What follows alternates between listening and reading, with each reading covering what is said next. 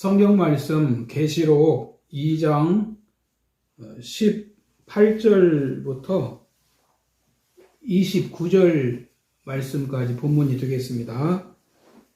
이 말씀에서 25절 말씀 한 절만 봉독을 해드립니다. 다만 너희에게 있는 것을 내가 올 때까지 굳게 잡으라. 이 본문 내용을 가지고 신앙생활을 끝까지 잘합시다. 이런 제목으로 잠깐 말씀을 나누겠습니다. 국민일보 사설에 제목이 이런 추석이라는 기사가 실렸습니다. 올해 추석은 사뭇 달랐다는 겁니다. 어느 시어머니가 이번에도 아들만 내려와도 된다고 했다는 것입니다. 아들 며느리의 손주들까지 내려가면 음식 준비하랴, 잠자리 챙기랴 신경 쓸 게 한둘이 아니었는데 아들이 안 내려오니 오히려 당신도 편하다는 걸 그 시어머니도 알게 되신 것 같다는 겁니다. 한 해에 그 두 번 명절이 있지요. 설과 추석이지요. 2, 3년간 코로나로 명절을 제대로 가질 수가 없다 보니까 명절 풍속이 바뀌어 버린 것 같다. 그런 글이었습니다. 그런데 우리 신앙도 이렇게 변질이 될 수가 있다는 것입니다. 우리 신앙은 이 명절 풍속과 다르지요. 세상을 따라가는 것은 하나님과 멀어지는 것이고 그리고 죽음으로 가는 길입니다. 이 본문의 두아디라 교회는 소아시아 7교회 가운데 가장 작은 교회였습니다. 그런데 그 작은 교회에 주님이 가장 많은 말씀을 하셨다는 사실입니다. 이는 교회가 작다고 해서 주님이 무관심하거나 적당하게 넘어가지 않으신다는 겁니다. 그래서 신앙생활은 어떤 환경에서든지 크든 작든 제대로 해야 되고 정확하게 해야 된다는 것입니다. 이 두아디라 교회에 주님이 어떤 모습으로 나타나서 말씀하십니까? 본문 18절에 보면 그 눈은 풀꽃 같고 발은 빛난 주석 같은 하나님의 아들이 가라사대라고 말씀하십니다. 주님의 눈이 불꽃 같고 발은 빛난 주석 같다고 하는 말씀은 그 선악을 구분하시는 통찰력과 원수를 물리치시는 그리스도의 힘을 상징하는 표현입니다. 아무도 예수 그리스도의 통치를 피할 수가 없다는 것입니다. 그런 면에서 주님이 두아디라 교회에 주신 이 말씀을 통해서 우리도 주님의 음성을 들을 수 있기를 바랍니다. 첫 번째는 신앙생활은 시작도 끝도 좋아야 됩니다. 주님이 그 두아디라 교회를 칭찬하신 내용입니다. 본문 19절에 보면 내가 내 사업과 사랑과 믿음과 섬김과 인내를 아노니 내 나중 행위가 처음 것보다 많도다라고 말씀하십니다. 시작도 좋아야 하겠지만은 시작보다는 끝이 나중이 좋아야 합니다. 그 용두삼이라는 말이 있지요. 시작은 용의 머리처럼 웅장하나 끝은 뱀의 꼬리처럼 빈약하다는 말이죠. 이단이라는 말 아시지요? 이단은 끝이 다르다는 것입니다. 처음도 중요하지만은 과정도 중요하고 그리고 마지막도 이게 중요하다는 겁니다. 그런데 이 두아디라 교회는 어떤 교회였습니까? 주님은 두아디라 교회를 칭찬하셨습니다. 내가 내 사업과 사랑과 믿음과 섬김과 인내를 아노니 내 나중 행위가 처음 것보다 많도다라고 하셨습니다. 여러분, 이 두아디라 교회는 이 주님 섬기는 그 신앙의 아름다운 모습이 처음 것보다도 나중이 더 많도다라고 그렇게 칭찬을 하십니다.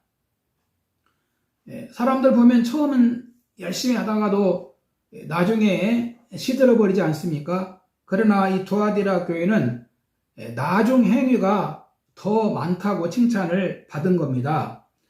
여러분, 오늘 우리 신앙생활도 날마다 이렇게 두아디라 교회같이 성장할 수 있기를 바랍니다. 두 번째는 신앙생활에서 이 세속을 조심해야 한다는 것입니다. 이 두아디라 교회가 신앙생활을 잘 하고 있었습니다.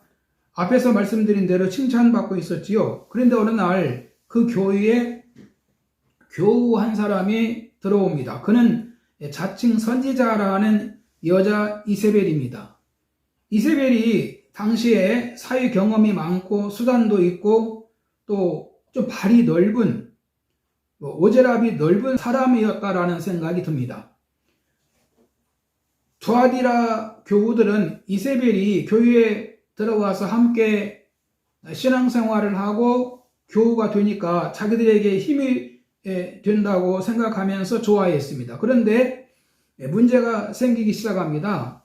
이 사람이 두아디라 교우들에게 세속적인 영향을 미치기 시작한 겁니다. 본문 20절에 보면 그러나 내게 책망할 일이 있노라. 자칭 선지자라 하는 여자 이세벨을 네가 용납함이니 그가 내 종들을 가르쳐 꿰어 행음하게 하고 우상의 제물을 먹게 하는도다라고 말씀하고 있습니다. 구약에 나오는 북이스라엘 아합 왕의 왕비가 이세벨이죠.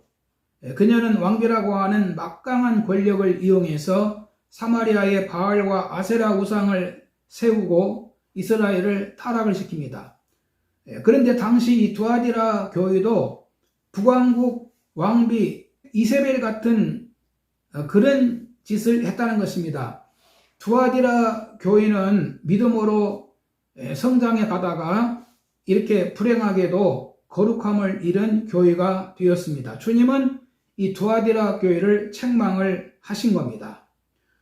여러분, 마귀는 지금도 여전히 활동하면서 신앙생활에 회방을 놓고 있고 또 우리를 거룩함에서 넘어뜨리려고 온갖 수단 방법을 다 쓴다는 것을 알아야 됩니다. 이 말씀은 과거의 말씀이 아닙니다. 지금도 도처에서 그 신앙의 순수성을 무너뜨리기 위해서 마귀는 역사하고 있습니다. 그래서 본문 24절에 보면 사탄의 깊은 것을 알아야 한다. 그렇게 말씀을 하시고 있습니다. 세 번째는 죄는 회개해야 합니다. 본문 21절에 보면 하나님은 이세벨에게 회개의 기회를 주셨다라고 말씀하십니다. 하나님은 회개할 기회를 주십니다. 하나님은 사울 왕에게도 다윗 왕에게도 아합 왕에게도 니느웨에도 회개할 기회를 주셨습니다. 회개한 자는 살고 회개하지 않은 자들은 멸망했습니다. 이세벨도 회개하지 않고 계속해서 죄의 길로 갔다고 합니다. 하나님의 뜻은 한 사람도 망하는 것을 원치 않으십니다. 모든 사람이 회개하고 구원받는 것이 하나님의 뜻입니다. 베드로후서 3장 9절에 보면 오래 참으사 아무도 멸망하지 않고 다 회개하기에 이르기를 원하시느냐라고 말씀을 하십니다. 회개하지 않으면 어떻게 됩니까? 하나님이 그들에게 회개하지 않을 때 무슨 말씀을 하셨습니까? 본문 22절에 보면 세 가지 심판이 나타납니다. 하나는 침상에 던지겠다라고 하셨습니다. 이 말씀은 병에 걸려 자리에 눕는 것을 의미합니다. 그리고 환난 가운데 던지겠다라고도 말씀을 하십니다. 그 다음에 그들의 자녀를 죽이겠다라고도 말씀하십니다. 여러분, 하나님의 뜻은 심판의 목적이 있지 않습니다. 죄를 회개시키고 구원하시는데 목적이 있는 겁니다. 그래서 죄가 있으면 회개해야 되는 겁니다. 주님은 한 사람도 죄 가운데 살다가 망하는 것을 원치 않으십니다. 어떤 죄인도 악에서 회개하고 하나님께 돌아오면 우리 하나님은 받아주시고 그를 구원해 주시는 겁니다. 결론입니다. 신앙생활을 잘 하면서도 유혹을 조심하고 받은 것을 잘 지키고 끝까지 잘 해내야 됩니다. 본문 25절에 보면 다만 너에게 있는 것을 내가 올 때까지 굳게 잡으라. 너희에게 있는 것은 그리스도에 관한 믿음입니다. 내가 올 때까지라는 말씀은 예수 그리스도의 재림의 날입니다. 또 굳게 잡아라. 믿음이 변치 말아야 함을 말씀하는 겁니다. 이 두아디라 교인들은 이세벨의 유혹에 의해서 음행과 우상숭배 그리고 혼합주의의 위험에 빠져 있었습니다.